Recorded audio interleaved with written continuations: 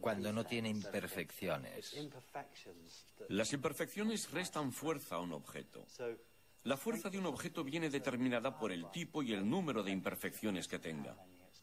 Y obviamente un objeto pequeño no puede tener grandes imperfecciones, no es lo suficientemente grande.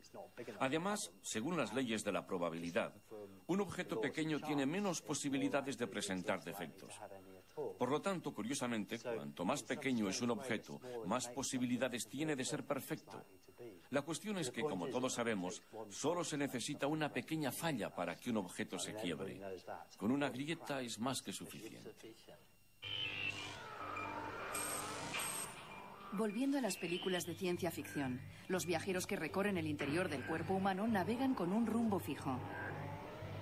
Durante su viaje atraviesan órganos y tejidos para llegar a su destino. Los peligros les acechan, pero consiguen zafarse pilotando la nave hacia lugares más seguros.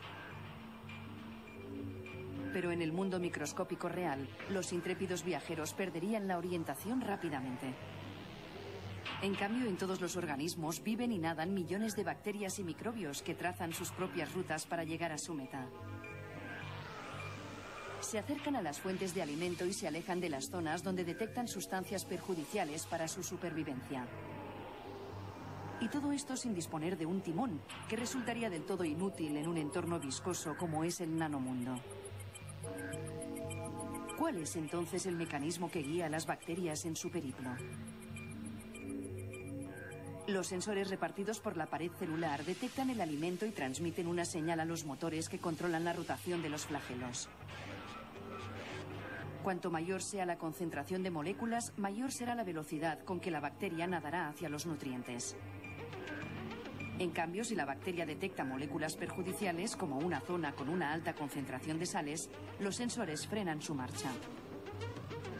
Invirtiendo el sentido de rotación de sus flagelos, estos se desenredan y la bacteria se detiene y cambia de dirección. La operación parece simple. De todas las moléculas que encuentra en su entorno, la bacteria resta las que son tóxicas de las que no lo son. Si el balance es positivo, la bacteria seguirá avanzando. Si es negativo, girará. Este sistema no solo funciona de una manera sorprendentemente eficiente en un cuerpo tan pequeño, sino que además es rapidísimo.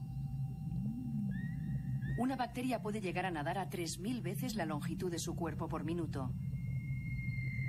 El guepardo, uno de los animales más veloces, alcanza tan solo una velocidad de 1500 veces la longitud de su cuerpo por minuto. Fijándonos en este modelo, podemos imaginar la manera de construir un nanorobot submarino con propiedades similares a las de las bacterias. Los sensores químicos incorporados a la nanonave detectarían las moléculas diana. Como respuesta, emitirían una señal de potencia proporcional a la cantidad detectada. Esta señal llegaría a un microprocesador programado para controlar tanto la velocidad como la dirección del motor del submarino. Este sistema de navegación mantendría al robot en la búsqueda constante de su objetivo. Cuando te piden sobre las posibles innovaciones resultantes de esta revolución del mundo a nanoescala, se suelen mencionar diferentes ámbitos como el de la energía, la medicina o la electrónica orgánica, sea lo que signifique eso. ¿Por qué no hablamos un poco con nuestros telespectadores sobre los temas energéticos, por ejemplo? Si no te importa, empezaré por el campo de la medicina. Es que el campo de la medicina está muy relacionado con tu última pregunta y nos muestra un ejemplo de cómo se está desarrollando esta tecnología y por qué a veces no funciona. El hecho de poder coger una molécula y envolverla en una pequeña bolsa para liberarla del modo que se desee, donde se desee, es un proceso muy importante con multitud de aplicaciones. Quizás su aplicación más habitual se encuentre en el campo de la medicina, ya que esta molécula puede ser, por ejemplo, un fármaco anticancerígeno.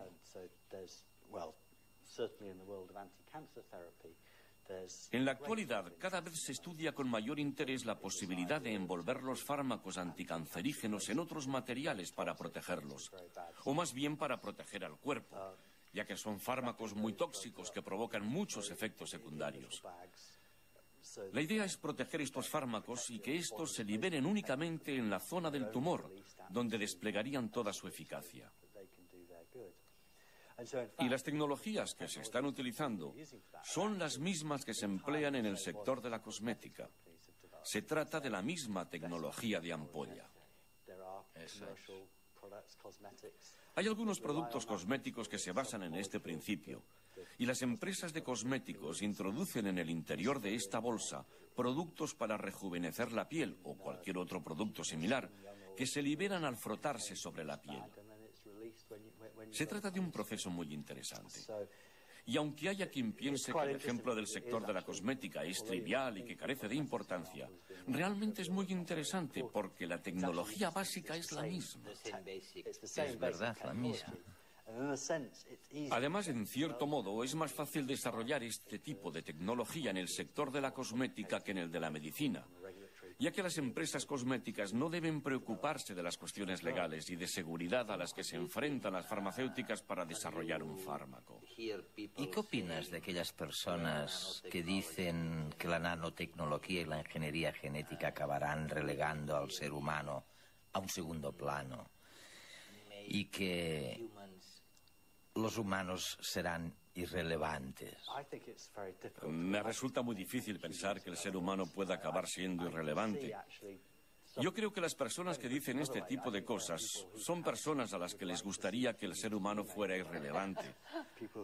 Quizás sea porque no se sientan cómodas con su condición humana, no lo sé.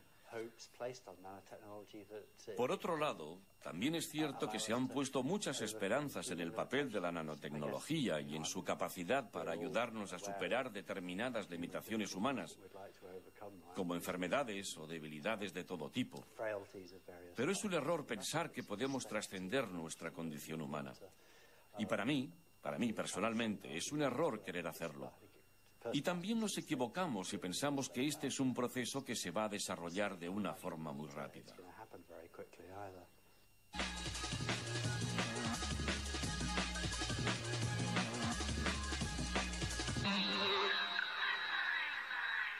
Parece ser que la nanotecnología está salvando muchos obstáculos que la tecnología convencional no ha podido superar. Sus ventajas llegan tan lejos que hasta unos nanotubos de carbono podrían mejorar la salud ambiental del planeta. El aparato diseñado en la Universidad de Berkeley facilita el transporte tanto de gases como de líquidos. Aparentemente no parece que sea un gran invento, pero es la forma más económica y ecológica que se ha conseguido hasta hoy de, por ejemplo, desalinizar el agua. El diseño trata de unos nanotubos alineados sobre una membrana que sirven de poros. Sus diámetros son 50.000 veces más pequeños que un pelo. Se ha comprobado que este nuevo sistema de micromembranas es más ecológico que las de policarbonato convencionales, a pesar de tener una medida y unos poros más pequeños. Pero sus ventajas no se quedan aquí. Los científicos están estudiando la manera de poder separar gases contaminantes como el metano o el CO2. Así conseguirán disminuir el efecto invernadero que provocan estos gases en la atmósfera. Un nuevo proyecto de agricultura protegida logra aumentar 10 veces el rendimiento de los cultivos. Diseñado por científicos de la Universidad de Florida, el sistema utiliza ordenadores para controlar